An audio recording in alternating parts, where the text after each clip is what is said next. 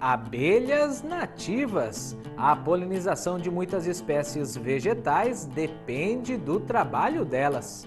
Conheça alguns cuidados importantes no manejo das colônias das abelhas sem ferrão.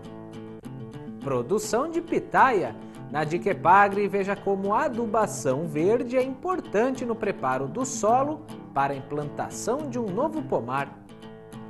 Tem também uma praga que vem preocupando técnicos e produtores de frutas de caroço. Vamos mostrar como fazer o monitoramento da cochonilha. E ainda a hora Pronobis no seu café da manhã. Hoje tem receita de geleia nutritiva com os frutos desta planta alimentícia não convencional. Olá a todos, sejam bem-vindos, começando mais uma edição do programa de TV da Epagre. Na semana passada você aprendeu mais sobre a Ora Pronobis, planta alimentícia não convencional, rica em proteínas, vitaminas e minerais. Agora que tal incluí-la no seu café da manhã? Os frutos se transformam numa deliciosa geleia nas mãos da extensionista Natália Lúcia, do Centro de Treinamento da Epagre de Itajaí. Ela criou a receita e compartilha com a gente o passo a passo.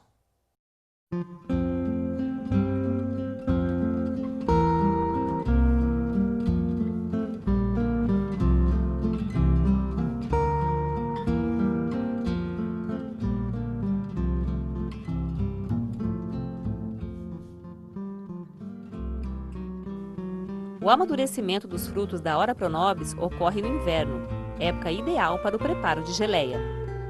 Para a receita, você vai precisar dos seguintes ingredientes: 1 kg de frutos maduros, 1,5 litro de água, 700 gramas de açúcar, de preferência cristal ou demerara.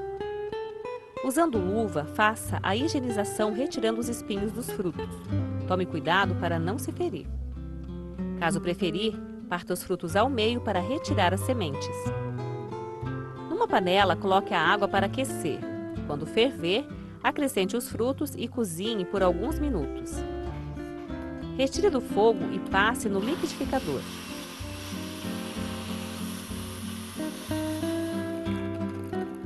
Devolva na panela e leve novamente ao fogo.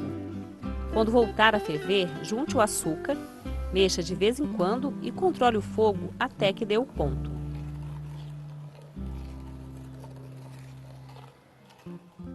A geleia já está pronta para o consumo. Se preferir, você pode guardar em vidros hermeticamente fechados por até 1 ano.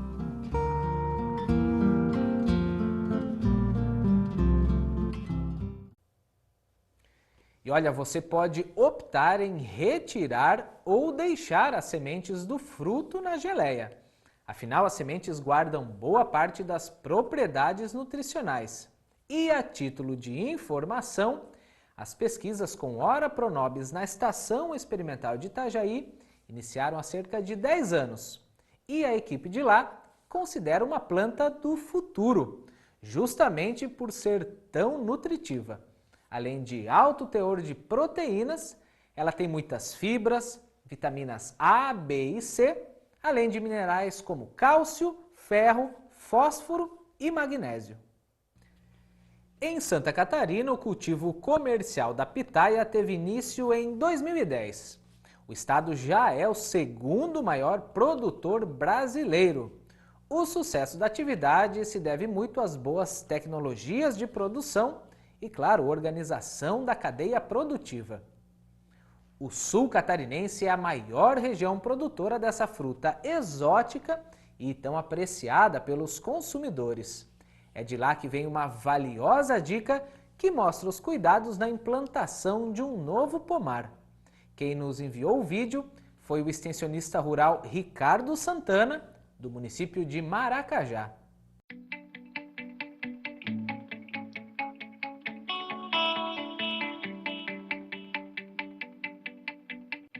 Olá pessoal, meu nome é Diego, eu sou extensionista rural da Epagre, na gerência regional de Criciúma, e hoje a gente veio aqui gravar para vocês uma dica Epagre. Então a gente está aqui no município de Içara, na propriedade da família Mazzucchello. É uma propriedade que tem 2 hectares de pitaia já implantado, e aqui a gente está numa área que vai ser implantado então mais 2 hectares da cultura. E para isso a gente faz todo um planejamento da propriedade, desde o preparo de solo até a implantação de plantas que vão fazer a cobertura do solo, né? São espécies de inverno. Aqui na área então vocês podem ver o nabo forrageiro, aqui a gente tem aveia e a gente também tem ervilhaca, cada um com a sua função, né? A ervilhaca então possui, uma das funções dela é fazer a fixação biológica do nitrogênio, a aveia é fazer a fixação de carbono ao sistema, e o nabo forrageiro fazendo a ciclagem do nutriente desse solo.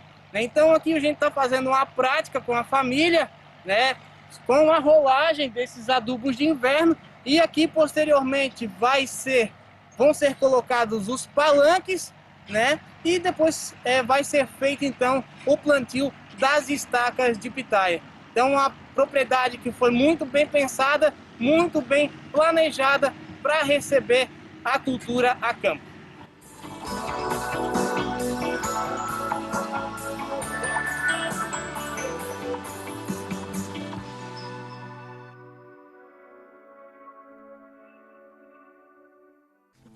No próximo bloco, orientações para combater a cochonilha nas frutas de caroço.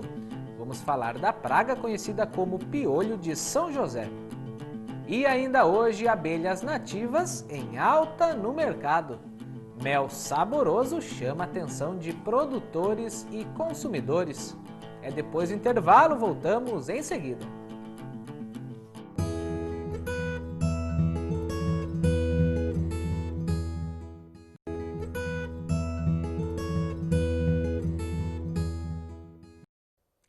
De volta e vamos a mais uma Dica Epagre, falando novamente sobre fruticultura.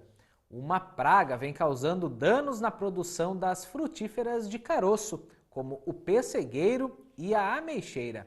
É a cochonilha, chamada de piolho de São José. Ela suga a seiva das plantas e acaba secando os ramos. O pesquisador Alexandre Menezes, da Estação Experimental da Epagre de Videira, mostra como fazer o monitoramento desta praga.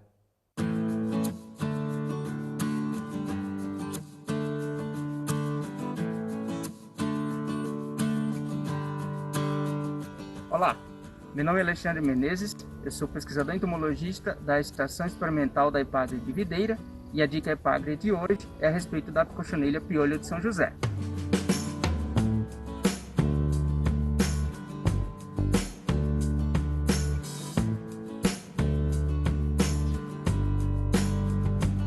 Essa cochonilha, ela vem se caracterizando como praga-chave das frutíferas de clima temperado, das frutíferas de caroço, nos últimos anos, pelos surtos populacionais que vêm acontecendo. A maneira de fazer manejo dessa praga é basicamente através de monitoramento populacional e da observação das plantas, especialmente durante o inverno, quando é mais fácil a visualização dessa cochonilha nos ramos e troncos principais das plantas. As cochonilhas têm um escudo que é característico dessa espécie, e ela pode ser observada tanto nos ramos quanto por debaixo das gemas, pelo fato de a cochonilha possuir um tamanho bastante diminuto. Nessa época, nessa fase vegetativa das plantas, nessa fase fenológica das plantas, preconiza-se que os tratamentos de inverno já devam ter sido feitos, como por exemplo o uso de calda bordaleza para amadurecimento dos ramos e a calda sulfocáustica para a supressão populacional. E nesse momento, quando a fase vegetativa está se iniciando, então a gente precisa tomar mão do monitoramento populacional. Esse monitoramento ele pode ser feito com fitas adesivas desse tipo, em que esse é um tipo de fita do vinil, mas pode ser utilizado também uma fita do tipo isolante, fita elétrica, de modo que a gente posiciona a face adesiva para cima os imaturos da cochonilha eles vão ser capturados aqui e a gente pode ter uma estimativa populacional que está acontecendo no pomar.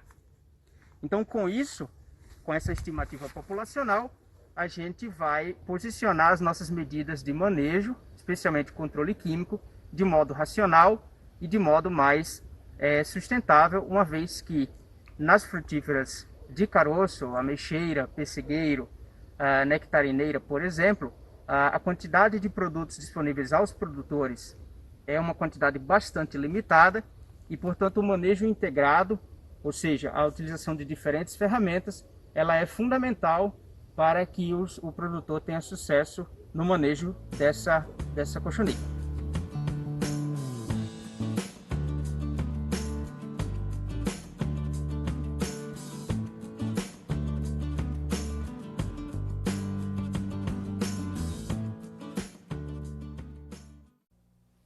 E se você ficou com alguma dúvida ou está enfrentando problema com essa praga, entre em contato com a Estação Experimental de Videira pelo e-mail eev@epagre.sc.gov.br. A seguir, abelhas sem ferrão. As abelhas nativas estão valorizadas no mercado e oferecem um mel diferenciado. Veja como muitos agricultores estão aproveitando a oportunidade com a criação desse importante inseto. Os detalhes em instantes aqui no SC Agricultura.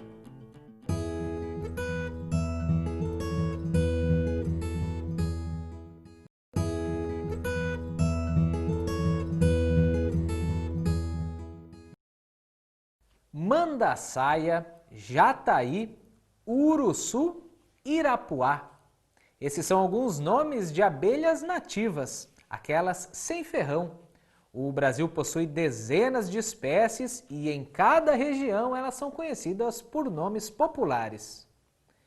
Por serem mansas e produzirem um mel diferenciado, a criação de abelhas nativas atrai a atenção de muitos pequenos produtores. E olha, é um favor que se faz à natureza, já que elas são responsáveis pela preservação de muitas espécies vegetais. É isso que você vai ver agora.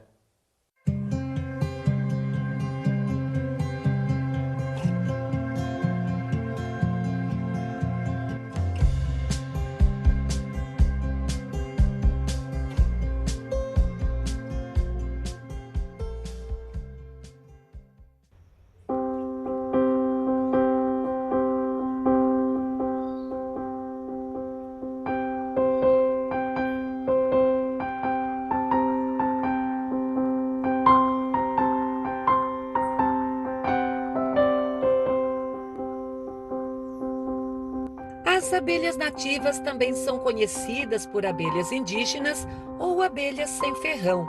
Essas pequenas trabalhadoras são tão importantes na natureza que sem elas muitas espécies deixariam de existir. Com a polinização das flores, elas mantêm o equilíbrio dos biomas brasileiros. É o caso da Mata Atlântica. Em torno de 90% das espécies ali encontradas dependem das abelhas nativas para se reproduzirem.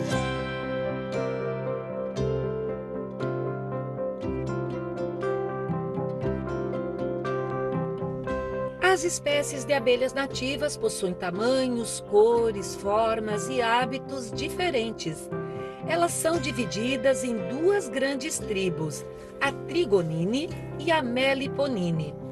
Uma diferença bem visível está na entrada dos ninhos. A Trigonine constrói um pito com cerume na entrada. Já a Meliponine faz raios salientes de barro ou gel própolis ao redor da entrada. De tocos de árvores, lugar em que gostam de fazer os ninhos, muitas colônias passaram a viver em casinhas e ganharam a atenção dos produtores. A criação racional de abelhas nativas é denominada meliponicultura. A atividade caiu no gosto de muita gente. Para conhecer alguns cuidados importantes no manejo das colônias, nós viemos até o meliponário instalado no Centro de Treinamento da EPAGRE em Florianópolis. O meliponário é uma espécie de condomínio dessas abelhinhas. Aqui elas vivem tranquilas, trabalham muito, assim, em contato com a natureza. Sabendo diferenciar a qual grupo pertencem, vamos agora ver alguns cuidados no manejo das colônias. Quem explica é o engenheiro agrônomo Rodrigo Durier da Cunha, responsável pela área de estudos apícolas da EPAGRE. Para iniciar a atividade de criação de abelhas sem ferrão, tem que ter alguns cuidados, tal como a escolha da espécie, tem que escolher uma espécie de ocorrência natural, por ser mais adaptada à região. E também a escolha do local do meliponário.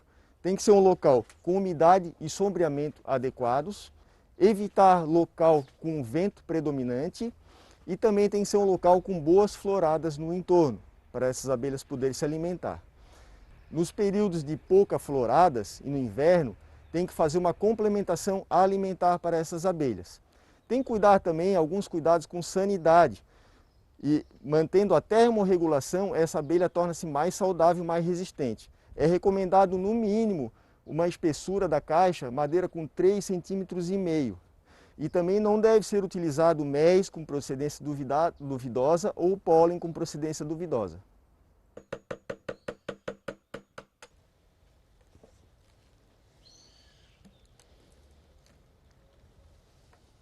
Para o manejo de final de inverno e início de primavera, quando os dias começam a ficar mais longos e a temperatura começa a subir, a gente tem que ficar atento a alguns detalhes. Por exemplo, o própolis, nesse caso aqui, o geoprópolis da mandaçaia, é utilizado para diversos fins na colônia, bem como a proteção térmica e também proteção contra inimigos naturais. Então, é necessário a gente remover esse própolis aqui, para liberar espaço para o desenvolvimento da colônia e para a gente conseguir também estar fazendo os manejos de alimentação.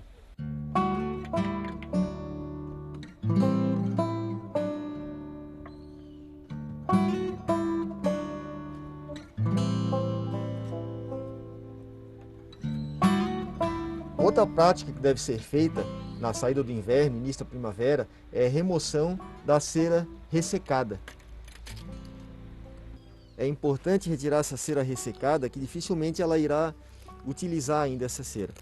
Nós podemos estar fazendo a reposição desse cerume retirado com potinhos de cera confeccionados com 50% de cerume de abelhas nativas e 50% de cera de apis. E também com lâminas desse mesmo material.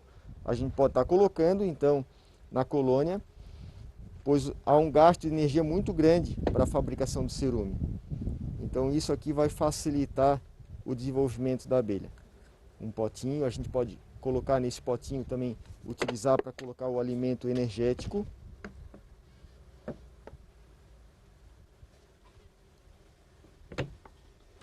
Um manejo importante para ser feito nas abelhas sem ferrão, no inverno, em épocas de escassez de floradas, em períodos longos de chuva, é a alimentação suplementar. A alimentação energética quando há falta de mel na colônia e a alimentação proteica quando há falta de pólen. A quantidade de xarope a ser ministrada para a alimentação energética, ela vai variar de 100 a 300 ml para abelhas grandes, bugia, de 100 a 200 ml para abelhas médias, como a mandaçaia, 100 a 150 para abelhas como Scaptotrigona, tubuna, canudo, e de 5 a 10 ml para as trigonine. É recomendado fazer essa alimentação de 1 a 2 vezes por semana. E quando se coloca o xarope na colônia, o ideal é que ela consuma esse xarope no mesmo dia ou até no dia seguinte. Se ela não consumiu todo o xarope até o dia seguinte, tem que ficar em alerta. Se no segundo dia ainda tiver xarope na colônia, é recomendado retirar esse xarope, pois há um grande risco desse xarope fermentar dentro da colônia, prejudicando toda a colônia. Essa aqui é uma colônia de mandaçaia que não está tão bem desenvolvida, então eu vou colocar em torno de 100 ml. Para fazer a suplementação alimentar energética de abelhas sem ferrão, pode ser utilizados alimentadores internos ou externos, dependendo do caso.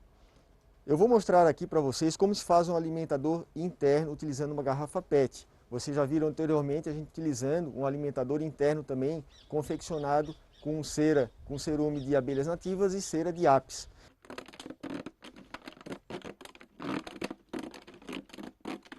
O tamanho do alimentador vai ser de acordo com a abelha que se deseja alimentar, com a quantidade de xarope a ser ministrada.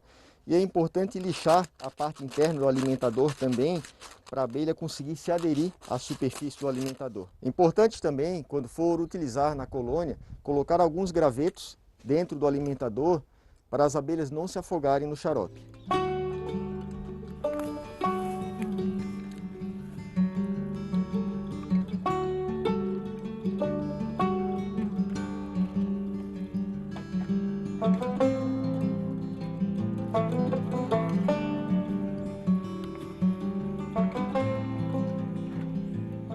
Bom, vimos algumas dicas sobre meliponicultura para ter sucesso na criação dessas abelhas. Qualquer pessoa pode criar abelhas sem ferrão, desde que tenha as condições adequadas. Mas é uma responsabilidade muito grande porque são animais silvestres. Você tem que se capacitar, ter conhecimento, buscar conhecimento para não prejudicar essas abelhas. E quando for começar na atividade, busque criadores idôneos com confiança para comprar esses insetos e nunca, jamais colete na natureza. Estaremos transmitindo regularmente mais dicas de manejo sobre abelhas sem ferrão no programa SC Agricultura. E para mais informações, procure um escritório municipal da IPAGRE.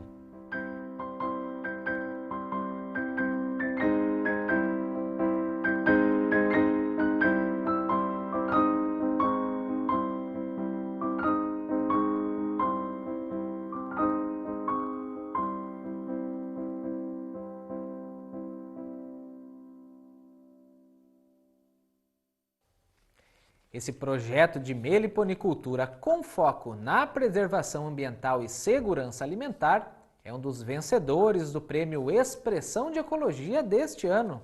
É a maior premiação ambiental do país. Esse é um dos projetos da EPAGRE que vai receber o troféu Onda Verde. Parabéns a todos os envolvidos nesta cadeia produtiva tão importante. SC Agricultura de hoje terminando. Fique de olho nas redes sociais da EPAGRE e acompanhe as notícias do agronegócio catarinense. Obrigado a todos pela companhia de sempre e até semana que vem. Tchau!